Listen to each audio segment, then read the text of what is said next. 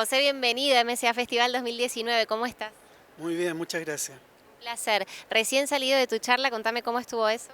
Muy linda, había harta gente, todos me gustó mucho, porque todos muy ávidos y con mucha preocupación de cómo ser padres y madres para la infancia de hoy, que fue mi tema. Bueno, ese fue tu tema. ¿Y cuál es la infancia de hoy? ¿Qué particularidades tiene? Es una infancia que en realidad está bastante complicada, porque hay muchas cosas que están cambiando. Particularmente, y una de las cosas que hablamos es que en realidad estamos en una crisis. Pero yo diría no una crisis en términos como traumáticos, sino que una crisis en términos que estamos en un proceso de cambio y que tenemos que ir viendo cómo dialogan las nuevas tecnologías, cómo dialogan los cambios sociales que estamos haciendo y cómo dialoga este cambio climático con el ser humano, de tal manera de irnos a lo que es lo esencial en el ser humano para no perder eso, no transarlo y sí incorporar cosas que sí nos hagan sentido y nos beneficien y categóricamente dejar de lado otras que más nos complican que nos ayudan. Bien, o sea, estos son como nuevos actores que se presentan en el crecimiento de nuestros hijos, digamos, con los que tal vez nosotros no convivimos cuando éramos chicos, y cómo los entendemos, cuál es el modo de acompañarlos también. Exactamente, porque los padres y madres de hoy día vienen de una infancia donde se hacía lo que el adulto decía. Era la obediencia, era como el mandato. Por otra parte, somos padres y madres que de verdad estamos en un cuestionamiento y queremos hacerlo distinto. Pero por otra parte, el gran problema es que estamos en un mundo de cambio, entonces es una paternidad y una maternidad un poco complicada con estos movimientos que no sabemos de repente qué hacer y cómo hacerlo. Es experimental.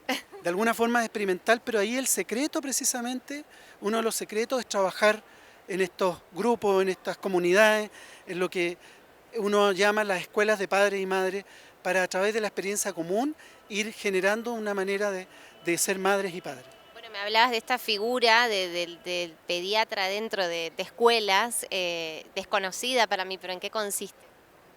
Sí, yo soy médico antroposófico y dentro de la medicina antroposófica el pediatra debiera tener un vínculo con la escuela, con el colegio. Y esto un poco lo que yo veo algo que realmente es fundamental y es de enorme beneficio. Yo soy además de pediatra en consulta, voy a colegio, voy a jardines infantiles, donde uno hace un proceso de acompañamiento a las maestras y maestros, como también a los padres y las madres. Entonces uno va, hace una observación de los niños y niñas, después una devolución a los maestros y finalmente una charla a los padres y las madres. Y ahí es bien importante porque yo no voy a hablar de salud física, si tienen tos, tienen resfrío, puedo hacerlo, pero el punto central es un poco tratar de observar a cada niño en el proceso más profundo en que está. Un niño de 7 años, por ejemplo, ya debiera estar más puesto en la realidad concreta. Y hay niños que están todavía mucho en el mundo de la fantasía, que son un poco más infantiles. El otro extremo son niños de 7 años que están como, parecen de 12, viejos chicos, demasiado intelectuales. Eso hay que verlo. Hay una serie de situaciones que uno tiene que ir acompañando a los maestros de tal manera de que los aspectos biológicos vayan de la mano, dialoguen con los aspectos emocionales y de tal manera que la educación vaya haciendo un proceso de salud. De alguna forma es la educación la que sana. Ese es el principio antroposófico. Una cuestión integral, digamos. Exactamente, es muy integral. Sí. Bien. Pensaba también que más allá de que los chicos nacen en realidades diferentes, también es una realidad diferente para los padres, que están también en contacto con la tecnología y a veces vemos ese tipo de desconexión, no desde el lado de los chicos, sino desde los mismos padres. Sí, ahí precisamente en mi charla yo decía que las tecnologías de verdad, si bien tienen beneficios, por supuesto, pero hay que ser muy cuidadoso en cómo, cuándo y dónde, porque incluso a nosotros nos restan habilidades. De hecho, yo dejé de saber calcular cuando aparecieron las calculadoras, y eso nos pasa a todos. Lo mismo memorizar números, uno ya no los memoriza. Vamos perdiendo habilidades. En algunas cosas son extraordinarias, pero en otras de verdad es muy preocupante. Entonces tenemos 3 herramientas básicas. Uno, en el fondo, es trabajar el estar presente en mi vida, particularmente cuando estoy con mi hijo y mis hijas, y no estar pensando en el multitask, ¿no es cierto? No estar embebido en eso, sino que cuando estoy en mi casa con mis hijos y con mi hija, y ojalá guardar el celular.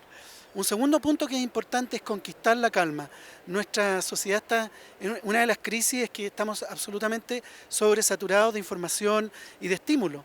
Y tenemos que conquistar la calma porque es en la calma donde realmente empiezan a operar nuestro mundo más profundo, nuestro mundo más espiritual, podríamos decir. Y un tercer punto que es central es empoderarnos, que significa es como tomar la decisión de que yo gobierno mi vida, de que si bien puedo pedir ayuda, pero el que toma la decisión final soy yo mamá, yo papá, porque así les enseñamos a los niños y niñas a también a empoderarse. Viviendo la unidad es el lema de este año. ¿Qué percepción tenés sobre eso y cómo lo conectás también con todo esto que viniste a compartir? No, es fundamental. La verdad que el siglo XXI probablemente es el siglo donde tenemos que empezar a mirarnos todos y a dejar cabida para todo. Ya no de una tolerancia. El ser humano hoy en día nos toleramos la diferencia, pero tenemos que pasar a un concepto mayor, que es la hospitalidad. Esto significa que ya no solo te tolero, sino que no tan solo acepto, sino que quiero saber quién eres tú y qué es eso diferente que tú tienes que yo debo respetar y además considerar extraordinario. ¿Cómo ves esta edición del MCA Festival? Ya has estado en otras, ¿cómo lo ves este año? Mira, yo creo que es muy lindo porque cada vez viene más gente, cada vez los expositores también toman más vuelo, cada vez esto mismo de la diversidad, aparece gente con unos discursos que son extraordinarios, ¿no es cierto? Cosas impensables que de repente uno podría decir, pero ¿de dónde salió esto? Y es maravilloso. Yo creo que realmente estamos construyendo una comunidad a nivel nacional. Yo creo que el MCA está jugando un rol en eso y también conjugar de una manera real y práctica. O sea, tiene que ser, ¿no es cierto?, en un evento donde haya gente, ¿no es cierto?, que tiene productos, que es su trabajo y que los muestre, pero son productos con una impronta distinta, ¿no es cierto?, que esta idea, ¿no es cierto?, de más holístico, más integral, más natural. Y por otra parte estamos nosotros los relatores que tenemos algo que decir.